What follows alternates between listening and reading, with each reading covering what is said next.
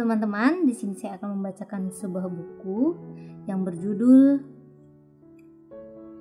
Maaf Tuhan, Aku Hampir Menyerah.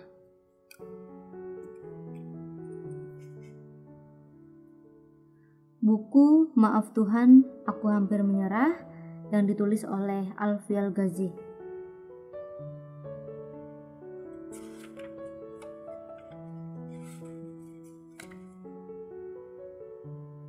Teruntuk para pengendara waktu, bertahanlah sampai surga yang menjadi pelabuhan terakhir kita. Bab 1. Hidup. Hidup adalah serangkaian perjalanan yang akan membawa kita dari satu titik menuju titik yang lainnya. Setiap titiknya saling terhubung, membentuk garis kehidupan, bermula dari kelahiran berujung pada kematian. Di antaranya ada senyuman dan air mata. Terkadang, setiap titiknya bisa kita rasakan dengan jelas, bisa kita lewati dengan mudah, nyaman dan begitu membahagiakan, bahkan rasanya kita tak mau lagi beranjak dari posisi itu. Hanya saja, di lain waktu titik-titik itu menjadi buram, membuat kita seperti tak sedang berpijak di mana. Akan melangkah kemana, bingung, resah, takut, hampir menyerah. Beginilah kehidupan berjalan di antara kenyamanan. Masa-masa sulit itu pasti akan datang, menerobos tanpa bertanya kita siap atau tidak. Tak hanya satu kali, bahkan bisa jadi terus berulang dalam berbagai bentuk yang mengguncangkan perasaan. Seperti impian, harapan, dan keinginan yang tidak menemui kenyataan, serta yang paling menguras adalah ketika kita sampai pada kisah cinta yang harus mengalah pada takdir sang pemilik semesta. Tak jodoh, ucap kita sambil menyeka air mata. Tuhan tidak adil adalah kalimat yang mungkin paling sering kita utarakan. Seperti kitalah manusia yang paling dirugikan di dunia ini. Seperti kita sendirilah yang hidup dalam kesakitan ini. Lantas, beberapa pertanyaan melayang-layang dalam pikiran kita. Kenapa aku harus melalui semua ini? Kapan semua ini akan berakhir? Bagaimana caraku untuk bertahan? Kemana sebenarnya tujuan hidupku harus aku arahkan? Pertanyaan-pertanyaan sederhana yang jawabannya tak pernah sederhana. Rumit memang, tapi harus kita lewati walau harus berdarah-darah, walau harus melalui ribuan duka. Tiada guna meratap, karena meratap juga tidak akan pernah menyelesaikan masalah. Jadi, saat masa-masa itu datang, semoga kita tetap bisa berpikir jernih dan melihat segala sesuatunya tak hanya sebagai kesulitan yang membunuh, namun juga sebagai kesulitan yang membuat kita bertumbuh. Hikmah-hikmah besar itu memang selalu tersembunyi di balik serangkaian masalah, maka bertahanlah. Allah tidak akan membiarkan kita berjuang sendiri apabila kita turut melibatkan Allah dalam perjuangan ini. Ingat selalu bahwa kita tidak sedang berada di kehidupan percobaan, yang jika kita gagal, pada akhirnya nanti bisa kita ulang dari awal lagi. Tak begitu. Kehidupan hanya berjalan satu kali. Inilah satu-satunya kesempatan yang harus kita manfaatkan. Untuk akhir yang abadi dalam kebahagiaan atau abadi dalam kenestapaan. Penyesalan di dunia masih bisa kita perbaiki, tapi tidak dengan penyesalan di akhirat nanti. Mari menyelam bersamaku, semoga beberapa pertanyaan yang berserang di kepalamu bisa menemui jawabannya di buku ini. Aku akan temani jatuh dan bangunmu.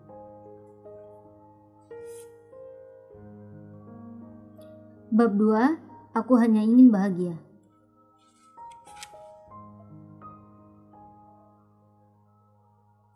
Hari itu di kolong langit, saat kehidupan bagimu sangat sulit, pipimu basah bukan karena hujan, tapi karena air mata. Kamu tertunduk lesu di keramaian yang bagimu sepi. Seberapapun kerasnya kamu berjuang, tetap saja kehidupan selalu memukulmu mundur. Gagal soal nasib yang tak bisa kamu ubah. Orang-orang sudah memiliki pekerjaan tetap, menjadi pengusaha sukses di usia muda, memiliki ribuan outlet beromset miliaran, tinggal di rumah mewah, menikah dengan orang yang paling dicintai. Dan kamu masih terseok, tak tahu arah, hanya bisa berangan-angan. Kapan ya hidupku sebahagia mereka?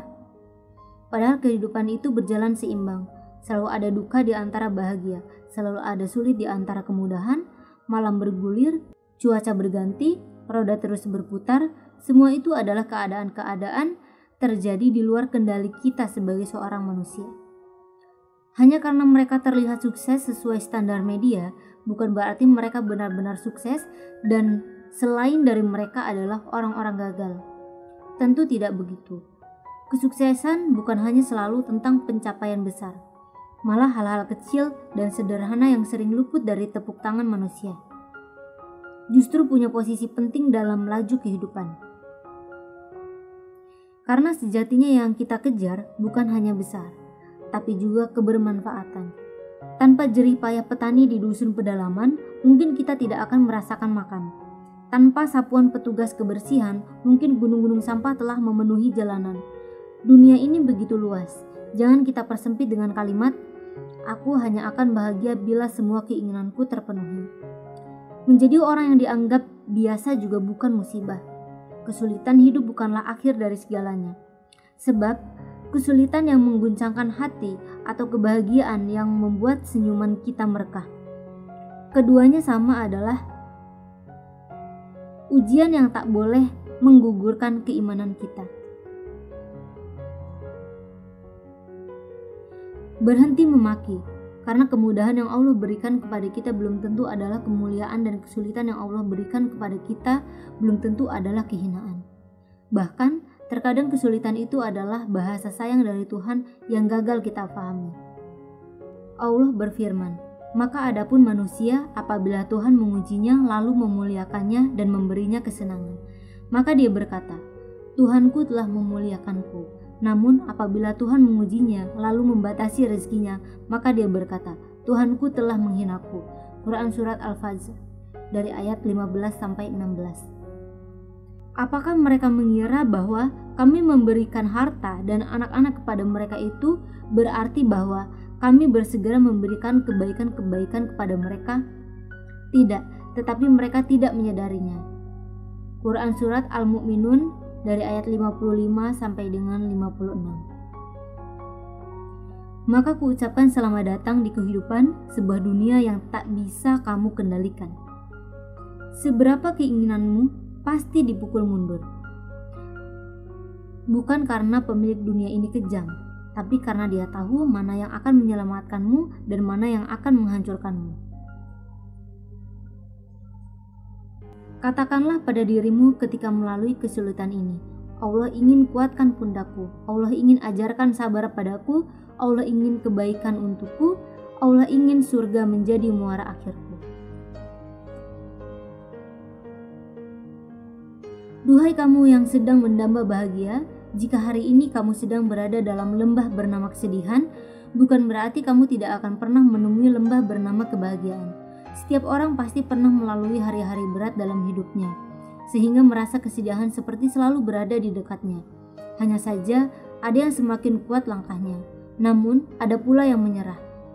Keduanya bergantung kepada seluas apa kamu menjadikan kesabaran dan kesyukuran sebagai poros dalam setiap masalahmu.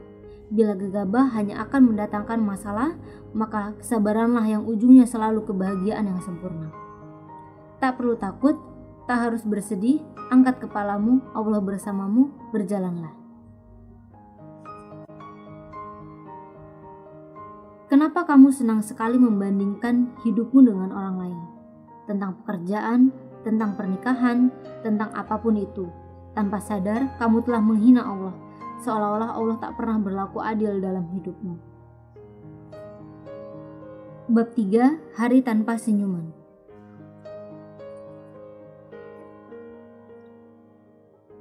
Kawan, hari itu pasti akan datang, hari yang tak pernah kita inginkan.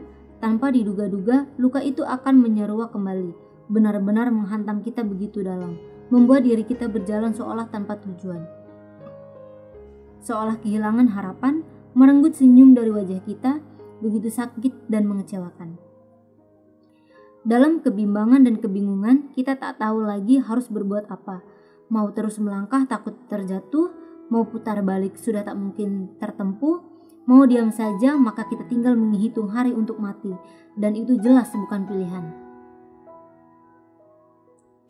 Menangislah, merintihlah, Bahkan Nabi Yakub dulu pernah jatuh air matanya. Ia menangis begitu dalam sampai membuat matanya buta ketika tahu Yusuf kecil, anak yang paling ia sayangi, hilang tak tahu kemana. Sejatinya saat kita berada pada titik terendah itu adalah kesempatan terbaik untuk berdoa. Karena titik terendah menanggalkan segala kesombongan dalam diri kita, membuat kita lebih mudah menghadap pada Allah dalam keadaan hati yang bersih, tanpa noda-noda, keangkuhan, dan rasa sok kuasa yang ada dalam diri kita. Lemahnya diri kita adalah pertanda bahwa kita butuh Allah. Kita ini butuh Allah. Sungguh kaki-kaki kecil kita tak akan mampu menerabas sendirian dalam himpitan dunia ini. Terlalu berat, bahkan mustahil jika tanpa melibatkan Allah dalam setiap langkah yang kita jalani. Kamu tak boleh berhenti sampai di sini.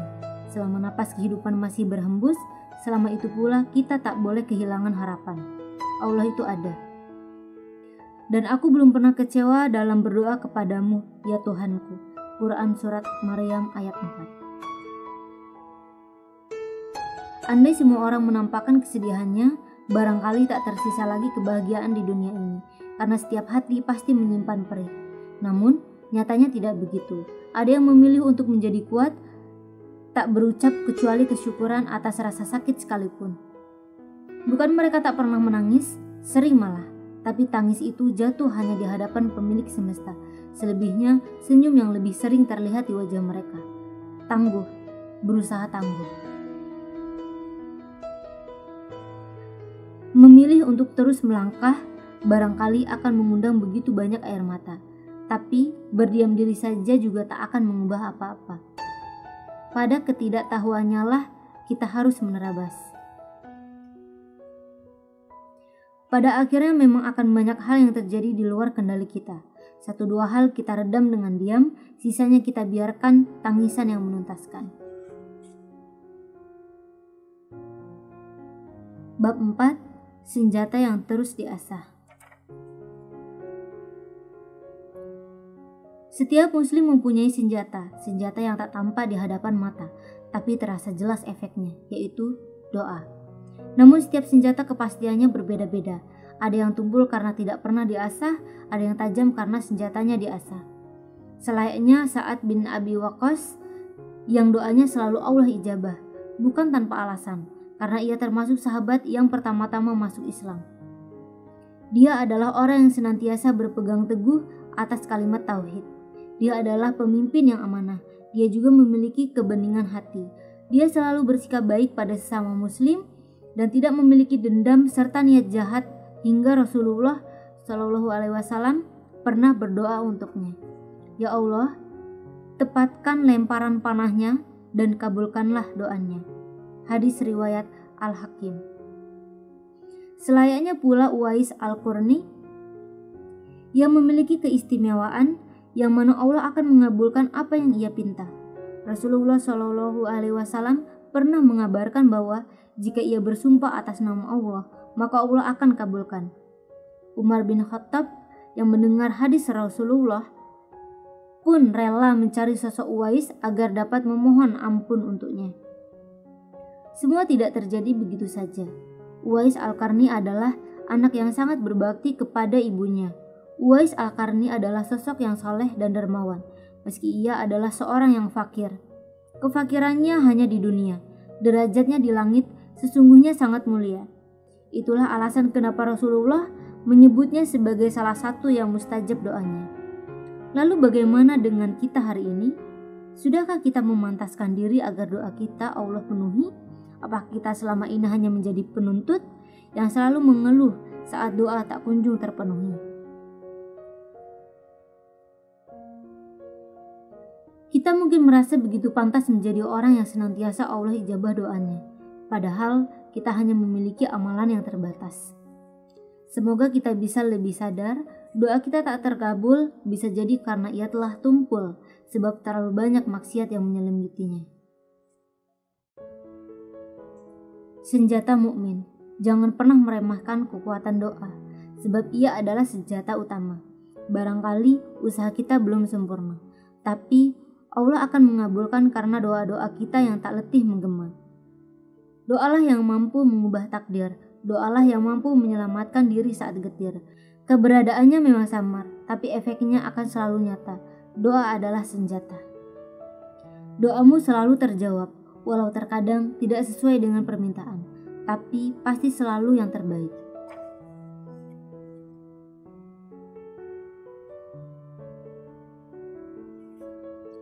Bab 5. Apa aku menyerah saja? Stagnan, begini-begini saja. Padahal sudah berusaha mati-matian, padahal sudah rela memotong waktu tidur, padahal sudah ikut berbagai seminar kesuksesan. Kadang terngiang-ngiang di kepalamu untuk berhenti saja, untuk berhenti berjuang, berhenti berusaha, karena bagimu semua seperti tidak ada gunanya. Sesulit ini ternyata kehidupan ya, ucapmu sambil menghela napas panjang. Coba kalau aku punya gaji sekian juta, pasti hidupku tenang dan nyaman. Lalu setelah kamu bekerja, berusaha, berhemat, gajimu menyentuh angka sekian juta. Namun pikiran itu kembali melayang. Coba kalau aku punya gaji puluhan juta atau ratusan juta, pasti aku bisa membeli apapun yang aku inginkan. Pasti aku bahagia. Padahal itu semua tak akan pernah menemui kata selesai. Angka-angka tak akan pernah memuaskanmu, karena yang sedang kamu beri makan adalah nafsu. Ia tak punya rasa kenyang. Sayangnya, kamu meletakkan kebahagiaan pada hal-hal semacam itu, pada deretan angka yang menipu. Padahal kebahagiaan itu sejatinya adalah pilihan. Saat kamu memutuskan untuk bahagia dengan apa yang kamu miliki sekarang, tak peduli sesederhana apapun itu, maka kamu akan bahagia. Rasa resah, gelisah, itu akan merasuki dirimu sebatas kamu mengizinkannya. Tujuan kita jauh, bahkan sebatas saldo tabungan, bukan sebatas deretan koleksi perhiasan, bukan sebatas barang-barang mahal yang mampu kita beli, bukan semua itu. Itu terlalu dekat, terlalu singkat dan menipu. Ada yang lebih dari semua itu, adalah surga Allah yang diciptakan tanpa ada kesedihan di dalamnya. Itulah tujuan kita, bertemu Allah, bertemu dengan kekasihnya, yaitu Rasulullah. Jadi, buang jauh-jauh kata menyerah sebelum kita sampai di keabadian surga. Tujuan kita masih jauh. Catat baik-baik kalimat itu.